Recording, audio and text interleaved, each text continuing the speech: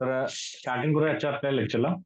कालच्या लेक्चरमध्ये आपण थोडंसं कॅन्डल कशी असते किंवा काय बाकीचं हे बघितलं होतं की कॅन्डल कशी रीड करायची. ऍक्च्युली कॅन्डलचा ओपन कुठं असतो, हाय कुठं असतो, किंवा कॅन्डलला बघून आपण प्राइसला कसं ओळखायचं हे काल आपण शिकलेलो आहोत. तर आजचं थोडंसं त्याच्या पुढचं आपण सपोर्ट आणि रेजिस्टन्स काल बघितले आहेत की सपोर्ट कशाला म्हणायचा आणि रेजिस्टन्स कशाला म्हणायचा, त्या गोष्टी आपण कालच्या ह्याच्यामध्ये बघितलेल्या आहेत. ओके. सगळ्यांना आवाज येत आहे माझा? स्क्रीन दिसते? हो. ओके ओके ठीक आहे. येतोय तर येतोय. ओके. तर आता सपोर्टचं थोडंसं सांगेन तुम्हाला, सपोर्ट आणि रेजिस्टन्स परत एकदा मी रिपीट करतो.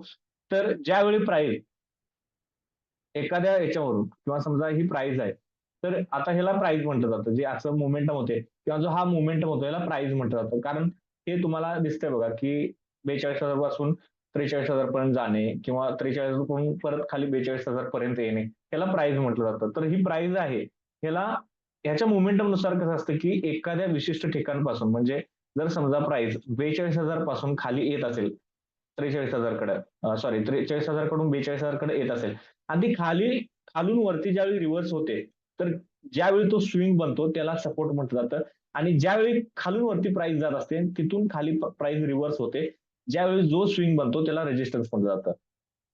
आलं लक्षात तुमच्या की सपोर्ट आणि रेजिस्टन्स कशाला म्हणायचं. आता उदाहरण जर घ्यायचं झालं तर हा झाला सपोर्ट, हा झाला सपोर्ट, कारण प्राइस वरून खाली येऊन इथं स्विंग करून गेली, परत इथं स्विंग घेतलाय आणि परत असे प्राइस करून परत स्विंग करून इथं रेजिस्टन्स घेतलाय, इथं रेजिस्टन्स घेतलाय. तर आपल्याला चार्ट वरती हे रेजिस्टन्स सपोर्ट कसे दिसतात हे थोडंसं आपल्याला बघायचं आहे. ओके. आता आपण ह्याला प्रॉपरली हे म्हणू शकतो, ह्या स्विंगला रेजिस्टन्स म्हणू शकतो, ह्या स्विंगला सपोर्ट म्हणू शकतो, ह्या स्विंगला सपोर्ट म्हणू शकतो, ह्या स्विंगला सपोर्ट म्हणू शकतो, ह्या स्विंगला आपण रेजिस्टन्स म्हणू शकतो, रेजिस्टन्स म्हणू शकतो. आता आपण सपोर्ट आणि रेजिस्टन्स चार्ट वरती कसे ओळखायचे हे थोडंसं बघितलेलं आहे. तर बेसिकली ह्याचा जो उपयोग असतो हे कशासाठी असतो हे आपण पहिलं आता ह्याच्यात बघायचं आहे. तर स्टॉक मार्केटमध्ये एक असा नियम आहे, ज्यावेळी तुम्ही प्राइस ऍक्शन यूज करत असता किंवा प्राइस ऍक्शन वापरत असताय, तर त्यावेळी तुम्हाला सपोर्ट आणि रेजिस्टन्स हे महत्वाचे असतात. का?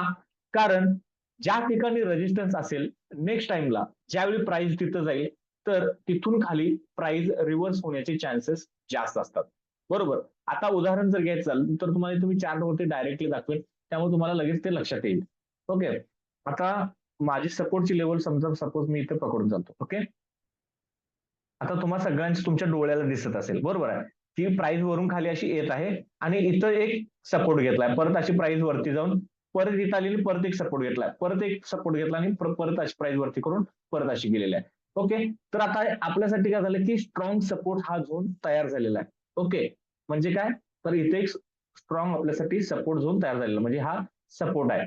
आणि रेजिस्टन्स आपण इथं आता थोडंसं वरच्या साईडला बघू.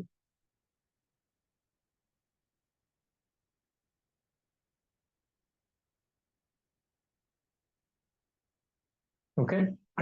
तेव्हा प्राइस अशी खालून वरती आली, इथं रेजिस्टन्स घेतलाय, परत खाली गेली प्राइस. ओके. परत इथून प्राइस अशी वरती आली, परत इथे एक रेजिस्टन्स घेतलाय, परत प्राइस गेली आणि परत इथे एक रेजिस्टन्स घेतलाय, परत एक प्राइस इथून खाली गेली. आता ही झाली आपली रेजिस्टन्सची लेवल. तर आता ह्याचा उपयोग कसा होतो की एखाद्या सपोर्टची आपल्याला लेवल ऑलरेडी माहित झाली, तर आपण नेक्स्ट टाइमला तिथं सपोर्ट आणि रेजिस्टन्स वापरून आपण हे करू शकतो. काय करू शकतो, आपल्या याच्यामध्ये आपण त्याच्यात ट्रेड करू शकतो. तर ट्रेड करण्यासाठी आपल्याला महत्वाचा मुद्दा काय आहे की आता समजा मार्केट इथं आहे, आता उदाहरण पकडून चला की मार्केट असं एकसारखं वरती जात आहे, बरोबर, आणि तुम्हाला इथे एक रेजिस्टन्स मार्केटनं घेतलेला आहे. तर आता नेक्स्ट टाइम ज्यावेळी मार्केट ह्या ह्याच्यामध्ये येणार आहे, झोन मध्ये येणार आहे, त्यावेळी तुम्हाला इथं अलर्ट व्हायचं आहे की बरोबर ह्यानंतर मार्केट इथून खाली रिव्हर्स होण्याची शक्यता आहे. कारण हा एक ऍज अ सपोर्ट म्हणून तयार झालेला आहे, सॉरी रेजिस्टन्स म्हणून हा स्विंग जो झालेला आहे त्याला एक रेजिस्टन्स म्हणून हा तयार झालेला आहे मार्केटमध्ये. ओके. तर नेक्स्ट टाइम ज्यावेळी मार्केट त्या रेंजमध्ये येईल आणि तिथून एक रेजिस्टन्स घेण्याचा प्रयत्न करेल, त्यावेळी आपण इथं डायरेक्ट पोझिशन बनवू शकतो. कारण पाठीमागेच्या एक रेजिस्टन्स ऑलरेडी आहे, म्हणजे रेजिस्टन्सच्या लेवलला मार्केट आलं तर मार्केट रिव्हर्स होतं, हा याचा नियम आहे. आणि ज्यावेळी मार्केट सपोर्टच्या लाईनला येतं त्यावेळी मार्केट तिथून रिव्हर्स होतं, हा याचा नियम आहे. जसं की तुम्ही इथं सुद्धा बघू शकता. ओके. ही माझी सपोर्टची लेवल आहे. ओके. तर आता इथं एक्झॅक्टली मार्केटनं गॅप डाऊन ओपनिंग होऊन डायरेक्ट इथं सपोर्ट घेतलाय आणि मार्केट इथं सपोर्ट घेऊन परत वरती गेलं, इथे एक सपोर्ट घेतलाय, परत इथे घेऊन इथे एक सपोर्ट घेतलाय. तर आता हा काय झाला की माझ्यासाठी स्ट्रॉंग सपोर्ट झालाय. नेक्स्ट टाइम ज्यावेळी ह्या रेंजमध्ये मार्केट येणार आहे, त्यावेळी आपल्याला काम करण्यासाठी संधी आहे की इथून मार्केट डायरेक्टली वरती रिव्हर्स होऊ शकेल. आणि एक्झॅक्टली मार्केट बघा त्या रेंजमध्ये येऊन बरोबर इथे येऊन एक सपोर्ट क्रिएट करून परत मार्केटवरती गेले. मग तुम्ही काय करू शकता, इथं बाय करू शकता. ज्यावेळी मार्केट सपोर्ट घेण्याच्या रेंजमध्ये येतं त्यावेळी तुम्ही इथं बाय करून तुमचे इथं प्रॉफिट करू शकता. हे झालं सपोर्ट आणि रेजिस्टन्सचं महत्वाचं काम. ओके, आलं का लक्षात तुमच्या? सपोर्ट आणि रेजिस्टन्स कशासाठी हो. यूज केले जातात? आले, आले. ओके, म्हणजे एखाद्या सपोर्टच्या लेवलला मार्केट येत असेल तर आपण तिथं बाईंग करू शकतो. आता थोडंसं आपण हे दुसऱ्या याच्यामध्ये अँगलनं बघू. हे बघा, आता इथं 2-3 वेळा दिसले तुम्हाला की इथं एक स्ट्रॉंग सपोर्ट झोन आहे आपल्यासाठी, बरोबर? कुठं? इथं. वरून खाली मार्केट येते, इथं सपोर्ट घेतलाय, परत इथे घेतलाय. तर ही आपल्यासाठी इम्पॉर्टंट लेवल झाली. ही सपोर्ट इथं स्ट्रॉंग सपोर्ट आहे. नेक्स्ट टाइम ज्यावेळी मार्केट इथे येईल, त्यावेळी तुम्ही इथं डायरेक्ट बाय करू शकता. आणि तिथून पुढे मार्केटमध्ये तुम्ही काय असेल ते तुमचं प्रॉफिट करू शकता. परत नेक्स्ट टाइम तिथं आलं, परत इथं बाय करू शकता. आणि इथून तुमचं मार्केट परत हे करू शकता. आता हे झालं सपोर्ट रेजिस्टन्स. आता तुमच्या मनात एक प्रश्न पडला असेल, की सपोर्ट आणि रेजिस्टन्स वरती आपण जर काम केलं तर हे सारखं होऊ शकतं का? किंवा सारखं याच्यामध्ये काम होईल का? याची गॅरंटी आहे का? तर याची गॅरंटी अजिबात नाही आहे. कारण आपण हे सपोर्ट रेजिस्टन्स फक्त एक अंदाज लावण्यासाठी वापरू शकतो. त्याच्यामध्ये प्रॉपर आपल्याला काम कधी करू शकतो? ज्यावेळी आपल्याला कन्फर्मेशन 3 ते 4 बाजूने मिळत असतं. तुमचं टेक्निकल अनालिसिस किंवा जी प्राइस ऍक्शन आपण युज करतोय, तर त्याच्यामध्ये आपल्याला हे युज करावं लागतं. मग तुम्हाला बघावं लागतं की बाबा मार्केटमध्ये कसं सिच्युएशन तयार झालेलं आहे किंवा काय झालेलं आहे, तर याच्यासाठी तुम्हाला ते करावं लागतं. आता इथं सुद्धा रेजिस्टन्स आहे. ओके, इथं एक्झॅक्टली ह्या रेजिस्टन्स पासून थोडंसं मार्केट रिव्हर्स झालंय. आणि ज्यावेळी मार्केट रेजिस्टन्स लेवल येईल, आता इथं बघा, इथून डायरेक्ट खाली गॅप मुव्ह झालंय. आता परत सांगतो तुम्हाला, ज्यावेळी तुम्ही आता हे बॅक टेस्टिंग करायला चालू करा डीमॅट अकाउंट काढल्यानंतर तुम्हाला दिसेल की मार्केट सपोर्ट किंवा रेजिस्टन्सच्या लेवल आहे, तर त्यावेळी त्याला रिस्पेक्ट करतं 100%. आणि तिथून खाली जातं. इथं बघा, इथे एक रेजिस्टन्स आहे, इथे एक रेजिस्टन्स आहे, इथे एक रेजिस्टन्स आहे. इथून मार्केट खाली रिव्हर्स झालंय, इथून रिव्हर्स झालंय. म्हणजे हे आपल्याला असं लक्षात घ्यायचं की सपोर्ट आणि रेजिस्टन्स पासून मार्केट थोडा का होईना त्याला एक रिस्पेक्ट देतं आणि तिथून खाली रिव्हर्स होतं किंवा तिथून वरती रिव्हर्स होतं. हे आपल्याला लक्षात घ्यायचं आहे. सपोर्ट म्हणजे काय? वरून खाली प्राइस येत असेल आणि एक स्विंग बनवत असेल तर हा झाला सपोर्ट. आणि खालून वरती प्राइस येत असेल आणि वरून खाली स्विंग बनवत असेल तर हे झालं रेजिस्टन्स. म्हणजे नेक्स्ट टाइम जर मार्केट इथं आलं तर आपण इथं बाय करू शकतो, जेणेकरून आपल्याला ही रॅली इथंपर्यंत कॅच करू शकतो आणि इथून खाली परत आपण सेल करू शकतो, जेणेकरून हा एक रेजिस्टन्स आहे म्हणून. ओके, तर हे झालं सपोर्ट आणि रेजिस्टन्सचं. ओके, तर आता आपल्याला लक्षात घ्यायचं की याच्यावरती याच्या पुढचं थोडंसं बघाय की हे वारंवार का काम करत नाही किंवा त्याचं जे हे असतं तर त्याच्यामध्ये आपण ट्रेड करू शकत नाही. आता मी तुम्हाला याच्यात ट्रेड कसं करू शकता हे सांगितलेलं आहे की इथं मार्केट ह्या रेजिस्टन्सला आलं असेल तर तुम्ही नेक्स्ट टाइम अलर्ट राहू शकता की या लेवलला मार्केट आलं तर इथे एक रेजिस्टन्स घेतला तर इथून खाली आपण पोझिशन घेऊ शकतो किंवा त्या सपोर्टला मार्केट आलं तर इथून खाली वरच्या सपोर्टला आपण काम करू शकतो. आता याच्या पुढचं थोडंसं, आता ब्रेकआउट आणि ब्रेकडाऊन. आता ब्रेकआउट आणि ब्रेकडाऊन लक्षात घ्यायचं आहे. आता ब्रेक म्हणजे काय? तर तोडणे. आउट म्हणजे वरती, डाऊन म्हणजे खाली. ओके. आता तुम्हाला मी बेसिकली काय शिकवलेलं आहे? सपोर्ट आणि रेजिस्टन्स शिकवलेले आहेत. बरोबर. आता सपोर्ट आणि रेजिस्टन्स आपण शिकलेलो आहोत. तर आता याला ब्रेकआउट आणि ब्रेकडाऊन होतं. आता तुम्हाला मी तर थोडंसं कच्च्या याच्यामध्ये सांगतो की कसं असतं. आता मार्केटचा मोमेंटम असा आहे, बरोबर. इथं मार्केटनं सपोर्ट घेतलाय, परत वरती गेले, परत इथं मार्केट सपोर्ट करायला आले, परत वरती गेले. ओके. आता माझ्यासाठी ब्रेकडाऊन लेवल कुठली असणार आहे? तर ही लेवल असणार आहे. का? कारण मार्केटने इथं 3 वेळा सपोर्ट घेतलेला आहे. इथं सपोर्ट घेतलेला आहे, इथं सपोर्ट घेतलेला आहे. ओके. तर आता नेक्स्ट टाइम ज्यावेळी मार्केट खाली येईल, तर हाय चान्स आहे का इथून परत आणि वरती जाईल? तर नाही जाणार. एखाद्या वेळेस काय होऊ शकतं, की मार्केट इथून खाली ब्रेक करू शकते ह्या प्राइसला. ओके. तर ह्याला आपण ब्रेकडाऊन म्हणू शकतो. आलं लक्षात? एखाद्या सपोर्ट प्राइसला ज्यावेळी मार्केट वरून खाली ब्रेक करतं त्याला ब्रेकडाऊन म्हणायचं. आणि एखाद्या रेजिस्टन्सला म्हणजे समजा इथं रेजिस्टन्स आहे, मार्केटची प्राइस अशी खाली जात आहे आणि असं परत असं एक रेजिस्टन्स एरिया इथं क्रिएट केलेला आहे. तर नेक्स्ट टाइम ज्यावेळी मार्केट ह्या रेंजमध्ये येईल, ओके, ही झाली आपली रेजिस्टन्स लेवल. आणि नेक्स्ट टाइम मार्केट जर इथून असं वरती गेलं आणि ही रेंज ब्रेक केली तर ह्याला ब्रेकआउट म्हणायचं. ब्रेक म्हणजे तोडणे, आउट म्हणजे वरती, डाऊन म्हणजे खाली. ज्यावेळी प्राइस एखाद्या रेजिस्टन्सला ब्रेक करते त्याला ब्रेकआउट म्हणायचं, आणि ज्यावेळी प्राइस एखाद्या सपोर्टला ब्रेक करते त्याला ब्रेकडाऊन म्हणायचं. सिंपल आहे. समजलं तुम्हाला इथपर्यंत? आता मी तुम्हाला चार्ट वरती दाखवेन. कच्चं समजलंय का? हो. Okay okay. ओके. आता तुम्हाला मी चार्टवर समजावून सांगेन की ब्रेकआउट आणि ब्रेकडाऊन कसे असतात. ओके. आता इथे तुम्हाला माझी स्क्रीन दिसतेच ना सर्वांना? मी थोडेसे मोठ्या टाइम फ्रेम मध्ये दाखवतो म्हणजे जेणेकरून तुम्हाला समजायला सोपं जाईल खूप. नाही, याच्यामध्ये दाखव 5 मिनिटं टाइम. आता तुमच्या स्क्रीनवर दिसते का काय मला माहित नाहीये. थोडस तुम्ही बघा जवळून. आता तुम्हाला रेजिस्टन्स कुठे दिसत आहे इथं?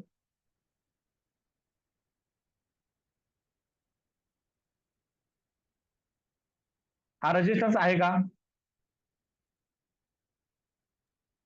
हॅलो, आहे. आहे ना रेजिस्टन्स? आहे, आहे. हा, इथे कोणतरी मार्क आहे. केलं बघा. बरोबर. हा एक रेजिस्टन्स आहे. बरोबर. का का रेजिस्टन्स असणार आहे? इथे एकदा रिजेक्शन झाले, इथे एकदा रिजेक्शन झाले, इथे एकदा रिजेक्शन झाले, इथं झालं, इथं झालं. म्हणजे हे रेजिस्टन्स झोन आहे आपल्यासाठी. आता तुम्ही म्हणाल की सर तुम्ही वरती लेवल टाकली आणि ह्याच्या खाली जे आहे हे आपण रेजिस्टन्स कसं म्हणू शकतो? तर हा झोन येतो. तुम्हाला हा झोन मी दाखवेन कसा ड्रॉ करत असतो. असा झोन येतो. ओके. हा झोन आपल्यासाठी रेजिस्टन्स झोन आहे. बरोबर. तर आता नेक्स्ट टाइम तिथून मार्केटने काय केलंय की ह्याच्यावरती आता हे काय केले सांगा मला? इथला जो सिनेरिओ दिसत आहे हा काय झालेला आहे? तुम्हाला जसं मी कच्च्यामध्ये सांगितलं होतं. हा, इथला जो सिनेरिओ आहे हा काय झालेला आहे इथला? Breakout. Okay, exactly, very good. तर ह्याला ब्रेकआउट म्हणायचं. काय केलंय? एखाद्या विशिष्ट रेजिस्टन्स लेवलला मार्केटनं ब्रेक केलं तर ह्याला ब्रेकआउट म्हणायचं. ओके. तर अशा टायमिंगला तुम्ही काय करू शकता? आता आपलं जे पर्सनली प्राइस ऍक्शन वरचं काम असतं ते तुम्हाला मी थोडंसं इथं सांगेन की कसं असतं. आता ही एक रेजिस्टन्स लेवल आहे आपल्यासाठी. ओके. आणि मार्केट ट्रेड करते कुठं? ही एक सपोर्ट लेवल आहे. आता काय तुमच्यासाठी इम्पॉर्टंट असणार आहे?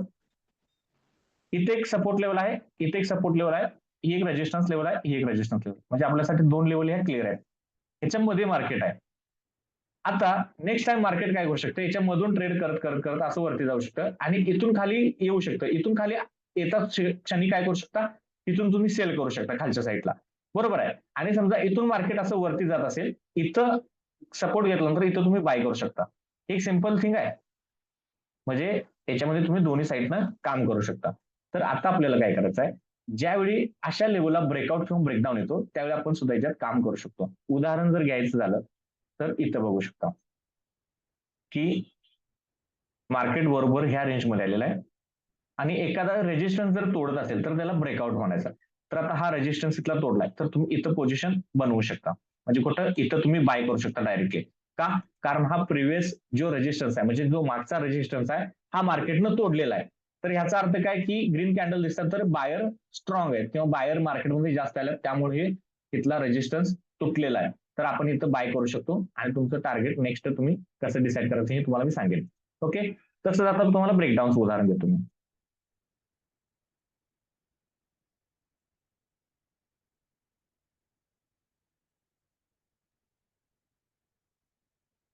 आता हा प्रॉपर ब्रेकडाऊन आहे का हो?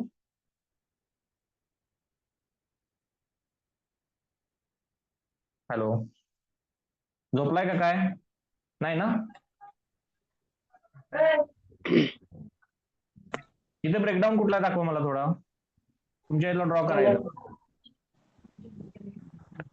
स्क्रीनवरती. Okay. Nikhil Shinde, very good. Vijay sir, हा बरोबर, एक्झॅक्टली तोच आहे. तुमचं ड्रॉइंग रिमूव्ह करा फक्त. ओके. हा झाला ब्रेकडाऊन. आता तुम्हाला ब्रेकआउट आणि ब्रेकडाऊन मधला फरक कळालेच, ऑलमोस्ट कळाला.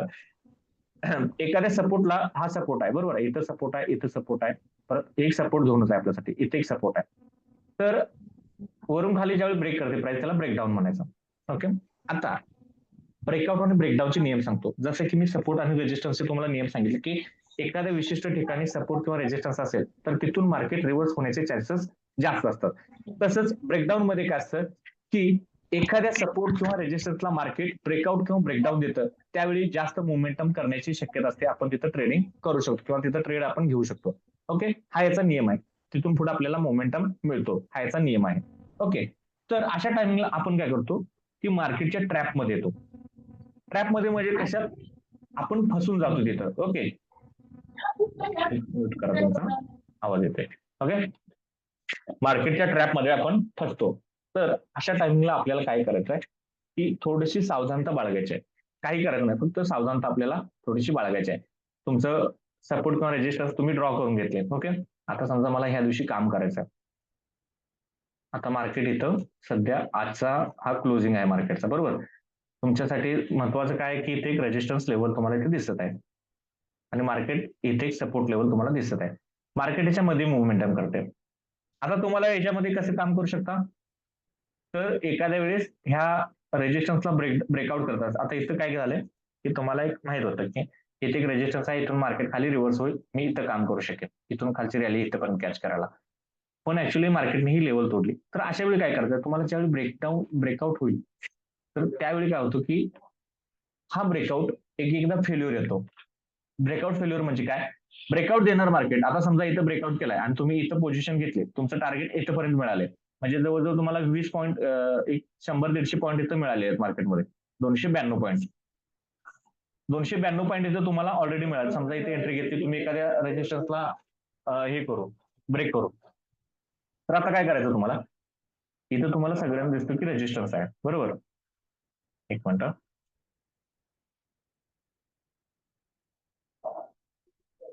हा सगळ्यांचा रेजिस्टन्स दिसतोय आणि मी तुम्हाला काही नियम सांगितलाय की ज्यावेळी एखाद्या रेजिस्टन्सला ब्रेक होतो त्यावेळी मार्केटमध्ये एखादा मोमेंटम येतो किंवा मोमेंटम येऊ शकतो. आता तुम्ही म्हणाल की इथून चांगला मोमेंटम आला, हे ऍक्च्युअली स्ट्रॅटेजी काम केलेले आहे, बरोबर. तर मार्केटमध्ये अशी एकदा सिच्युएशन होऊ शकते की हा ब्रेकआउट फेल सुद्धा होऊ शकतो. म्हणजे काय, ब्रेकआउट देणार तुम्हाला पण इथून खाली परत मार्केट रिव्हर्स होणार. मग काय होणार की तुम्ही इथं पोझिशन घेतलेलं असणार आणि तुमचं टार्गेट न पूर्ण होता डायरेक्ट तुमचा लॉस दिसायला इथं चालू होणार. तर आपल्याला काय करायचं आहे, तर कन्फर्मेशनची वाट बघायची आहे. ओके, कन्फर्मेशनची वाट बघायची. जसं की तुम्हाला मी मगाशी इथं ब्रेकडाऊन आयडेंटिफाय करा सांगितला होता, तर त्या ब्रेकडाऊन नंतर इथं मार्केटमध्ये एक हे आला बघा. कुठला ब्रेकडाऊन होता तो, इथला हा ना, एक्झॅक्टली हा. ओके, आता तुमच्या डोळ्यांना दिसतंय इथं की एक मार्केटमध्ये सपोर्ट लेवल इथं तयार आहे किंवा सपोर्ट इथं तयार आहे. तर हे बघा, हा सपोर्ट आहे. इथून खाली मार्केट एकदम असं ह्याच्यात आले आणि इथं ब्रेक केले मार्केट. आता तुम्ही काय करणार, इथं पोझिशन घ्यायला चालू करणार. कुठं, इथं पोझिशन, म्हणजे ह्या कॅन्डलला कुठेतरी समथिंग घेतलं. आता ते कन्फर्मेशन कसं घ्यायचं मी तुम्हाला सांगेन. इथं कुठेतरी पोझिशन घेतलं आणि मार्केट इथून वरती गेलं तर तुमचा तोटा होऊ शकतो. तुम्हाला ऍक्सेप्टेड आहे इथून खाली जाणार पण मार्केट रिव्हर्स होतं. आता ह्याला ब्रेकडाऊन फेल्युअर म्हणतात. तसंच ब्रेकआउट फेल्युअर कसा येतो, समजा ही रेजिस्टन्सची लेवल आहे तर मार्केट असं वर जाणार नाही, परत खाली इथून येणार. म्हणजे काय, तुम्ही इथं पोझिशन घेतली असेल आणि इथून खाली मार्केट रिव्हर्स झालं तर तुम्हाला इथं तोटा होऊ शकतो. तर आपल्याला हे ब्रेकआउट फेल्युअर आणि ब्रेकडाऊन फेल्युअर हे ओळखता आले पाहिजे. तर त्यासाठी आपल्याला काय करायचं आहे, तुम्हाला मी रफ मध्ये इथं सांगतो आणि एक्झाम्पल देतो. आता समजा एक रेजिस्टन्स लेवल आहे, इथं असं मार्केट वारंवार रेजिस्टन्स घेत आहे. ओके, तर आता नेक्स्ट टाइम मार्केट इथं जाऊन परत इथून खाली येण्याचा प्रयत्न करत आहे. म्हणजे समजा इथून खाली आलेला आहे आणि हे एक रेजिस्टन्स ब्रेक केलाय मार्केटला. ओके, आता रेजिस्टन्स ब्रेक केलाय, मग तुम्ही लगेच इथं पोझिशन घेणार का किंवा लगेच इथं बाय करणार का. मार्केटवरती एक रेजिस्टन्स ब्रेक केलाय, सरांनी सांगितलंय की रेजिस्टन्स ब्रेक झाल्या बरोबर मार्केटमध्ये पोझिशन घ्यायची आहे किंवा रेजिस्टन्सला ब्रेक केलं तर आपल्याला मोमेंटम मिळू शकतो. तर असं करायचं नाहीये, तुम्हाला याच्यात कन्फर्मेशन घेतलं पाहिजे. तर अशा वेळी काय होतं की ब्रेकआउट फेल्युअर आल्यानंतर मार्केट रिव्हर्स होऊ शकतं. तर अशा वेळी काय करायचं आहे की तुम्हाला प्राइस ऍक्शन म्हणजे काय, आता ही प्राइस वर जाते परत खाली येते, प्राइस वर जाते परत खाली येते, ह्याला म्हणायचं प्राइस ऍक्शन. अशी प्राइस ऍक्शन करत जात आहे किंवा ही अशी खाली प्राइस ऍक्शन करत आहे. तर आपल्याला प्राइस ऍक्शन इथं काहीतरी तयार करून, म्हणजे असं तयार झालं पाहिजे तरच आपण इथं कन्फर्मेशन घेऊ शकतो. आता मार्केट ब्रेकआउट करणार आणि ज्यावेळी इथं ह्या लेवलला येणार आणि असा सिनेरिओ तयार होणार तर त्यावेळी आपण इथं डायरेक्ट पोझिशन घ्यायची. कारण आता ही एक रेजिस्टन्स लेवल होती, कुठली, ही एक रेजिस्टन्स लेवल होती आपल्यासाठी. पण मार्केटनं तिथं रेजिस्टन्स लेवल ब्रेक करून परत मार्केटनं इथे एक सपोर्ट तयार केलाय. तर आता ही ऍज अ सपोर्ट म्हणून रिॲक्ट करणार आहे. त्यामुळं ही ज्यावेळी ह्या रिटेस्ट लाईनला येईल तर आपण इथं पोझिशन घेऊ शकतो, हे आपल्यासाठी कन्फर्मेशन आहे. ओके, तसं सेम आता सपोर्ट लेवलसाठी सांगतो तुम्हाला मी. आता ही सपोर्ट लेवल इथं तुम्हाला दिसत आहे. मार्केट काय करते, वारंवार इथं सपोर्ट घेते, परत वर जाते, सपोर्ट घेते, परत वर जाते. तर नेक्स्ट टाइम काय करणार की इथं येणार मार्केटने याला ब्रेक करणार. तर आता तुम्ही इथं पोझिशन घ्यायची आहे का, तर नाही घ्यायची. तुम्हाला इथं असं प्राइस ऍक्शन दिसलं पाहिजे, असं. आता काय झाला, हा झाला रेजिस्टन्स. म्हणजे मार्केटने इथं ह्या लाईनला रिटेस्ट करायला मार्केटला, तर हे आपल्यासाठी कन्फर्मेशन आहे. तुम्ही तर डायरेक्ट सेल करू शकता. ओके, तर आता हे आपण चार्ट वरती उदाहरण घेऊन बघू. सर हा बोला. काय सॉरी सर. लक्षात नाही गेलं का? नाही नाही, ते ग्राफवर सांगायचं होतं. ग्राफवर दाखवतो मी तुम्हाला. दाखवणार उदाहरणासहित सगळं दाखवणार, काय अडचण नाही. तुम्हाला जोपर्यंत समजत नाही तोपर्यंत मी शिकवतो. माझं कामच आहे ते.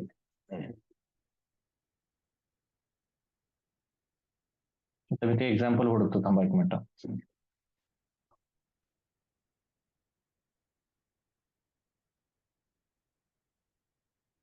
इथं आहे बघा एक्झाम्पल. आता बघा इथे तुम्हाला दिसते,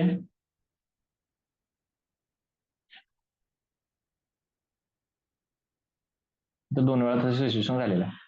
इथे एक रेजिस्टन्स सगळ्यांना दिसतोय, मार्केट इथं झाल्यानंतर रिव्हर्स झाले. ओके, आता नेक्स्ट टाइम काय झालं की मार्केटने इथे येऊन इथं ब्रेक केले. ओके, इथं ब्रेक केले बघा ह्या कॅन्डलला. आता इथं मार्केटनं ब्रेक केले, तर आपण इथं डायरेक्ट पोझिशन घ्यायची आहे काय, तर नाही घ्यायची. कारण थोडंसं वरती जाऊन इथं मार्केट येऊन असं वरती जात असतं तर आपण इथं पोझिशन घेतली असते. आता हा ब्रेकआउट फेल्युअर आला. ओके, आता इथं पुढे पण बघा, पुढे पण हा एक रेजिस्टन्स आहे. ओके, ही एक रेजिस्टन्स लेवल आहे, इथली एक रेजिस्टन्स लेवल आहे, इथली एक रेजिस्टन्स लेवल आहे, हा एक रेजिस्टन्स आहे, हा एक रेजिस्टन्स आहे, बरोबर आहे. आणि एक्झॅक्टली मार्केट इथून वरती याला ब्रेक केले. ओके, ब्रेक केले. आता परत मार्केट इथून इथं आले. आता हे मार्केट जर असं होऊन परत इथून जात असतं तर आपण इथं पोझिशन घेतली असती. कारण का मार्केटनं प्राइस ऍक्शन दाखवलेला, इथे आता रेजिस्टन्सचा सपोर्ट तयार झालेला आहे. ऍज अ सपोर्ट म्हणून इथे रिॲक्ट करणार, मग आपण इथं पोझिशन घेऊ शकलो असतो. पण इथं तसं झालं का, नाही झालं. इथून मार्केट रिव्हर्स झालं. तर असे मार्केटमध्ये ट्रॅप असतात. ह्या ट्रॅपपासून आपल्याला फक्त वाचायचं आहे किंवा ह्या ट्रॅपमधून आपल्याला हे करायचं आहे. म्हणजे कन्फर्मेशन घेण्यासाठी तुम्हाला प्राइस ऍक्शन दाखवणं खूप गरजेचं असतं. तुम्हाला मी कन्फर्मेशनचं दाखवून एखादं एक्झाम्पल.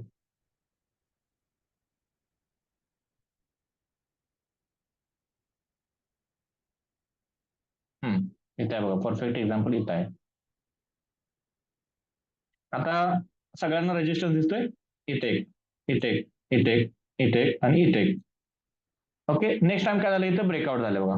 ओके, ब्रेकआउट झाल्यानंतर बरोबर मार्केट इथं खाली आलं आणि वरती गेलं बघा, असं करत. हे झालं आपल्यासाठी परफेक्ट कन्फर्मेशन की इथं आपण बाय करू शकतो. बरोबर आहे, आलं का लक्षात? हे कन्फर्मेशन कसं घ्यायचं, असं प्राइस ऍक्शन परफेक्टली दिसलं पाहिजे, तरच तुम्ही इथं डायरेक्ट ट्रेड करू शकता. जर मार्केटनं असं वरती दिलं, ओके असं दिलं, तर आपल्यासाठी हा ब्रेकआउट फेल्युअर पण होऊ शकतो. आणि जास्तीत जास्त ऑप्शन ट्रेडिंगला हे ब्रेकआउट फेल्युअर येतात आणि तुम्हाला ऑपरेटर ट्रॅप करतात. जे ऑपरेटर म्हणजे एफआय किंवा डीआय असतात, ते तुम्हाला सहजासहजी पैसे कमवू देत नाहीत. तुम्हाला प्राइस ऍक्शन असं तयार व्हायला पाहिजे, तरच तुम्ही इथं बाय करू शकता ह्या लेवलला. ओके, सिम्पल आहे. आता ब्रेकडाऊनचं बघू आपण थोडंसं. याचं कन्फर्मेशन मिळालं पाहिजे, तरच आपण सपोर्ट आणि रेजिस्टन्स काम करू शकतो. हा बोला. जर थांबा, जर मार्केट परत तिथून खाली शकते का? नाही नाही, आता कसं आहे की तसं नसतं. आता मी तुम्हाला सांगतो. ओके, कुठं होता तो आपला एक्झाम्पल, आय थिंक इथं ना, कुठं होता, मागे गेला होता. आता सांगतो तुम्हाला, ह्या मार्केटमध्ये 100% कोणतीही गोष्ट नाही आहे, बरोबर आहे. ह्या मार्केटमध्ये एक डोक्यात घ्यायचं फिट्ट करून की ह्या मार्केटमध्ये 100% कुठलीही गोष्ट नाही आहे. आता काय होऊ शकतं की असं जाऊन मार्केट असं परत खाली येऊ शकतं, बरोबर आहे. त्याला फक्त प्रोबॅबिलिटीवरती काम करायचं आहे, आपलं प्राइस ऍक्शन युज करायचं. आता टेक्निकल अनालिसिसचं हे तुम्हाला मी पहिला पार्ट सांगत आहे. आता प्रॉपरली प्राइस ऍक्शन कसं करायचं हे तुम्हाला मी सांगत आहे. आता आपल्यासाठी महत्वाचा नियम कुठला आहे की सपोर्ट कसा काम करतो, बरोबर आहे, रेजिस्टन्स कसा काम करतो, ब्रेकआउट कसा काम करतो, ब्रेकडाऊन कसा काम करतो, तर त्यानंतर आपली ट्रेंड लाईन कशी काम करते. ह्या 3 ते 4 प्रकारचं कॉम्बिनेशन आपण घेऊन मगच आपण ट्रेड करण्यासाठी एक डोक्यात घ्यायचं की 70% मला वाटतं की मार्केट इथून वरती जाणार आहे. आता टेक्निकल अनालिसिसचा काय उपयोग असतो की तुम्हाला प्रेडिक्शन करावं लागतं की मार्केट कुठं जाणार आहे. ओके. तर त्यानंतर मार्केटमध्ये तुम्ही ऍज अ थोडीशी रिस्क रिवॉर्ड फॉलो करून मनी मॅनेजमेंट करून मग मार्केटमध्ये एंट्री करायची असते. म्हणजे एवढं ट्रेडिंग करणं सोपं नाही आहे. तुम्हाला ट्रेडिंग करण्यासाठी 10 वेळा आधी कन्फर्मेशन घ्यावं लागतं, विचार करावा लागतो, त्यानंतर तुम्ही ट्रेड घेऊ शकता. मग प्रॉफिट आणि लॉस हा तुमचा नंतरचा विषय आहे. एवढं फक्त आपल्याला लक्षात घ्यायचं आहे. आता इथं तुम्ही म्हणाल की सर सोपं आहे, इथं ब्रेकआउट इथं बाय करू शकतो. नेक्स्ट टाइम मार्केट इथून रिव्हर्स झालं तर काय करणार तुम्ही? कारण हे मला माझ्या सुद्धा हातात नाही आहे की मार्केट इथून वरच जाणार आहे. कारण हे मार्केट ऑपरेट करणारी करोडो लोक आहेत. त्यांच्या मनात काय येईल सांगता येत नाही कुणाला. त्यामुळे लक्षात घ्यायचं की 100% कुठली गोष्ट नाही, आपण 70% प्रिडिक्शन वरती काम करू शकतो. मग त्यात तुम्हाला मनी मॅनेजमेंट रिस्क मॅनेजमेंट असेल तर तुम्ही मग विनर होऊ शकता तिथं. ते तुम्हाला कसं करायचं मी शिकवण पुढं. अजून तुम्ही पूर्ण बेसिक मध्ये आहात. आता ब्रेकडाऊन तुम्हाला मी कन्फर्मेशन दाखवणार की ब्रेकडाऊनचं कन्फर्मेशन कसं घ्यायचं असतं. ओके. आता इथं बघा, आता इम्पॉर्टंट काय आहे की ही एक सपोर्ट लेवल आहे. ओके, ही एक सपोर्ट लेवल आहे. नेक्स्ट टाइम मार्केट इथं आलं, ब्रेकडाऊन केलं, परत इथं प्राइस ऍक्शन बनवलं, तर इथं आपण डायरेक्टली शॉर्ट करू शकतो किंवा इथं सेल करू शकतो. कारण इथं आपल्याला प्राइस ऍक्शन दाखवलेलं आहे. मार्केटनं ऍज अ रिटेस्टला गेलून हा एक रेजिस्टन्स इथं तयार केलेला आहे. तर आपण इथं सेल करू शकतो. एवढं सिम्पल आहे. आता ह्या लेवलचं बघा, इथं तुम्ही असं करू शकत नाही. का करू शकत नाही? कारण मार्केट फास्टमध्ये मोमेंटम करत खाली गेले. अशा वेळी डायरेक्टली सोडून द्यायचं. अजिबात त्याच्यात हात घालत नाही. कारण हे मार्केट तुम्हाला फसवण्यासाठी खाली गेलेलं असतं. आणि नेक्स्ट टाइम वरती गॅप ओपनिंग होऊन तुमचा लॉस होऊ शकतो. एवढंच फक्त आपल्याला लक्षात घ्यायचं आहे. ओके. इथंपर्यंत समजलं का तुम्हाला? हा. ब्रेकआउट ब्रेकडाऊन काय हो असतं? सर. जरा लेट न झाला जॉईन प्राजक्ता मॅडम, तुम्ही हे रेकॉर्डिंग बघा. हा सर. हा बघ. ओके. आता तुम्हाला सपोर्टचं काम समजलं. ओके, मी तुम्हाला काही क्वेश्चन्स विचारेन तर त्याची मला आन्सर द्या. सपोर्ट कशासाठी काम करतो? ब्रेकआउट साठी. नाही, ब्रेकआउट हा नंतरचा विषय. ब्रेकडाऊन साठी. ब्रेकडाऊन पण हा नंतरचा विषय आहे. सपोर्ट कशासाठी काम करतो की मार्केटमध्ये प्राइस एखाद्या सपोर्ट लेवल येत असेल तर हाय चान्स आहे की मार्केट तिथून वरती रिव्हर्स होईल. बरोबर. हा. आणि रेजिस्टन्सचं काय काम असतं की एखाद्या रेजिस्टन्सला ज्यावेळी प्राइस जात असते तर तिथून खाली हाय चान्स आहे की तिथून खाली प्राइस रिव्हर्स होईल. म्हणजे सपोर्ट हा आधार देण्याचं काम करणार आहे आणि रेजिस्टन्स हा तुम्हाला विरोध करण्याचं काम करणार आहे, म्हणजे प्राइसला. बरोबर. हे झालं सपोर्ट आणि रेजिस्टन्सचं काम. ब्रेकआउट कशासाठी असतात? एखाद्या सपोर्ट लाईनला ज्यावेळी एखादी लाईन प्राइस ब्रेक करते त्याला ब्रेकडाऊन म्हणायचं आणि रेजिस्टन्सला ज्यावेळी प्राइस ब्रेक करते त्याला ब्रेकआउट म्हणायचं. ओके, सिम्पल आहे. हा, मग आता आपण ब्रेकआउट आणि ब्रेकडाऊन किंवा सपोर्ट आणि रेजिस्टन्स नुसार कसं ट्रेड करायचं मी तुम्हाला ते पुढे पुढे शिकवत जाईल. ओके. आता आपला डिमांड सप्लायचा हा चॅप्टर आहे. ओके. डिमांड आणि सप्लाय म्हणजे काय? जेवढं तुमच्या डोळ्याला सपोर्ट आणि रेजिस्टन्स दिसतात त्याला डिमांड आणि सप्लाय झोन म्हणायचं. इथं तुम्हाला रेजिस्टन्स दिसतोय, इथं सपोर्ट दिसतोय, इथं रेजिस्टन्स दिसतोय, इथं सपोर्ट दिसतोय, इथं सपोर्ट दिसतोय, तर ह्याला डिमांड सप्लाय झोन म्हणायचं. ओके. डिमांड सप्लाय झोन आलं का लक्षात तुमच्या? डिमांड सप्लाय झोन कशाला म्हणायचं तर त्याचा उपयोग सुद्धा तुम्हाला. जेवढे तुमच्या डोळ्यांना सपोर्ट रेजिस्टन्स दिसतात म्हणजे जिथून स्विंग तयार झाले, इथं स्विंग झालाय, इथं स्विंग झालाय, इथं स्विंग झालाय, इथं स्विंग झालाय, इथं स्विंग झालाय, इथं स्विंग झालाय, तर ह्या सगळे जे स्विंग आहेत त्याला डिमांड सप्लाय झोन म्हणायचं. मग डिमांड सप्लाय झोन म्हणजे याचं काम काय असतं की डिमांड म्हणजे मागणी जास्त वाढणे आणि सप्लाय म्हणजे आपण सप्लाय करणे. एखाद्या वेळेस जर डिमांड जास्त असेल तर तिचा हे वाढतो, काय वाढतो? प्राइस वाढते. आणि सप्लाय कमी असेल तर एखाद्या वेळी सप्लाय जर जास्त असेल आणि डिमांड कमी असेल तर त्याची प्राइस कमी होते. आता याच्याशी आपल्याला काही देणं घेणं नाहीये, आपल्याला फक्त हे स्विंग बघायचे आहेत. या स्विंगला आपण डिमांड सप्लाय झोन म्हणू शकतो. आता याचा उपयोग कशासाठी होतो मी तुम्हाला थोडंसं सांगेन. तर जरा लिस्टिंग करा. प्रेशर ओढावून. एक मिनिट सांगतो. आता तुमच्या डोळ्यांना इथे सपोर्ट आणि रेजिस्टन्स दिसत आहेत, बरोबर आहे. इथे एक सपोर्ट आहे, इथे एक इथे एक रेजिस्टन्स आहे, इथे एक रेजिस्टन्स आहे, इथे एक सपोर्ट आहे, इथे एक सपोर्ट आहे, बरोबर आहे. हे दिसतात ना इथले? दिसतात. हा, याला डिमांड सप्लाय झोन म्हणायचं. जे स्विंग मार्केटमध्ये तयार होतात त्याला डिमांड सप्लाय झोन झोन व्हायला. डिमांड सप्लाय झोन जे स्विंग आहे ते म्हणजे एक सपोर्ट आणि रेजिस्टन्स जरी पकडला तरी सुद्धा चालेल, एवढं काही डोक्याला ताप घ्यायची गरज. तर आता याचा उपयोग कसा ठेवतो मी तुम्हाला सांगेन थोडंसं. ओके. आता तुम्हाला असं वाटतं की इथे एक रेजिस्टन्स आहे, ही एक रेजिस्टन्स झोन आहे आणि तुम्हाला इथं मार्केट गेल्यानंतर तुम्ही इथं सेल करायचा, इथं सेल केला. आता टार्गेट कुठं लावणार तुम्ही? सगळ्यात महत्वाचं आहे, टार्गेट कुठं लावणार? का मार्केटला असं खुलं सोडणार आहे, कुठं जाईल तिकडे जाईल? तुम्हाला नाही टार्गेट नाही टार्गेट तर लावायला पाहिजे ना. टार्गेट लावण्यासाठी डिमांड सप्लाय झोनचा यूज करायचा आहे. आता इथं डिमांड सप्लाय झोन आहे, हा एक डिमांड सप्लाय झोन आहे. तर तुमचं पहिलं टार्गेट हे होणार आहे कुठलं? तर हा डिमांड सप्लाय झोन हा तुमचं पहिलं टार्गेट होणार आहे. हा demand supply zone next target होणार आहे. इथे एक demand supply zone third target होणार आहे. त्यानंतरचा डिमांड सप्लाय झोन तुमचं लास्टचं टार्गेट होणार आहे.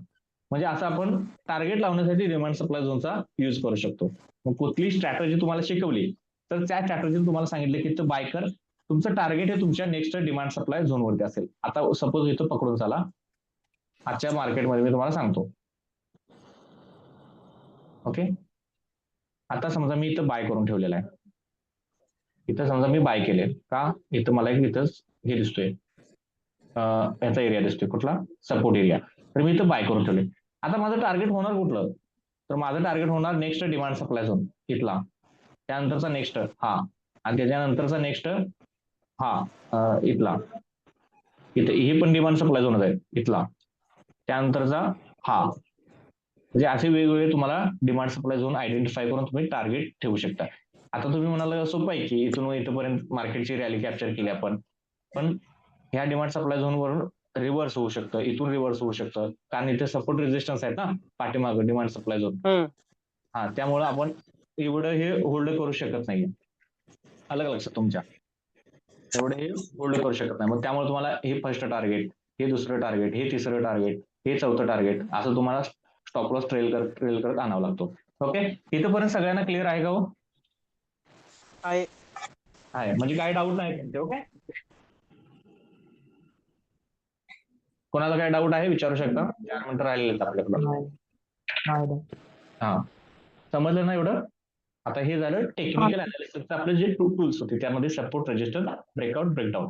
आता उद्याच्या लेक्चरमध्ये आपण हायर हाय, लोअर लो काय असतो, किंवा trend, support, resistance, take breakout, ह्याच्यानुसार आपण ट्रेडिंग कसं करू शकतो हे आपण बघायचं आहे. Okay okay. Okay. Okay, recording परत बघा नसेल समजलं तर, आणि हे तुम्ही प्रॅक्टिस करायला शिका. आता तुम्हाला इथे मी दाखवतो, ट्रेडिंग नावाची वेबसाईट आहे, तर त्याच्यावरती तुम्ही प्रॅक्टिस करू शकताय. फ्रीमध्ये इथं चार्ट दिसतो तुम्हाला, तर ट्रेडिंग मध्ये जायचंय तुम्हाला, आणि सिम्पल इथं तुम्हाला कुठल्याही इंडेक्सचा चार्ट ओपन करा किंवा कुठला पण ओपन करा. तुमच्याकडे लॅपटॉप किंवा पीसी असेल किंवा मोबाईलवर असेल, मोबाईलवरती डेस्कटॉप मोडला किंवा तुमच्या मोबाईलमध्ये हे ऍप्लिकेशन सुद्धा मिळतं फ्रीमध्ये, तर याच्यामध्ये तुम्ही हे करू शकता प्रॅक्टिस. आता इथं मला निफ्टी बँकचा चार्ट बघायचा आहे, तर मी इथं निफ्टी बँक टाकलं तर इथं स्टार्टिंगला दिसतं बघा बँक निफ्टी. ओके, तर हा माझ्या वॉचलिस्टला ऑलरेडी ऍड आहे, तर याचा मला चार्ट बघायचा, इथं चार्टवरती क्लिक करतो.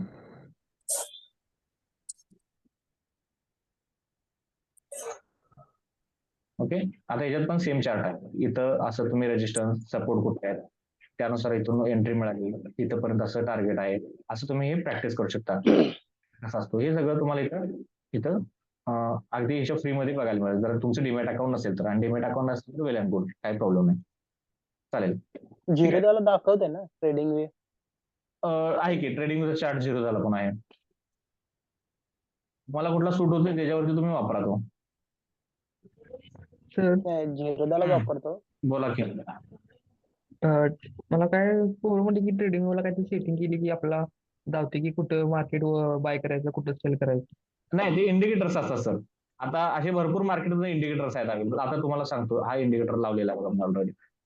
आता माझं जे काम असतं मी इंडिकेटरवर काम करत नाही सर. आता इथं तुम्हाला लॉंग दाखवते, शॉर्ट दाखवते, म्हणजे शॉर्ट म्हणजे काय, सेल करा, लॉंग म्हणजे बाय करा. पण हे काय होतं, आता इथं शॉर्ट करा सांगितलं आणि इथून मार्केट वर गेले, आता तुम्ही काय करणार अशा वेळी?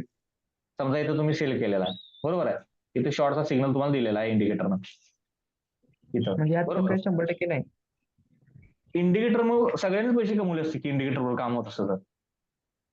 हा बरोबर. मग एवढं नॉलेज घेण्याची गरज नसते ना, तुम्ही इंडिकेटर नसतं शिकला तर विषय संपला असता तुमचा. आता इथं शॉर्टचा सिग्नल दिलाय, इथं शॉर्ट केला आणि मार्केट इथून वरती गेलं तर तुमचा लॉस होणार नाही का? हा त्यामुळे लक्षात घ्यायचं आपल्याला प्राइस ऍक्शन वरती काम करायचं आणि प्राइस अनालाइज वरती. मी तुम्हाला शिकवेन पुढे पुढे कसं कसं काय काय करायचं. ओके. हा, तुम्ही एका ट्रेडर कडून शिकता एवढं लक्षात घ्या, मी काय असा टीचर कुठला नाहीये. मी सध्या मार्केटमध्ये फुल टाइम काम करतोय. ठीक आहे. उद्याच्या याच्यामध्ये भेटू आपण. आपले टायमिंग संपलेले आहे. उद्याच्या याच्यामध्ये आपण हायर हाय लोअर लो कसे बघायचे त्यामुळे तुम्हाला समजेल. Okay, thank you very much.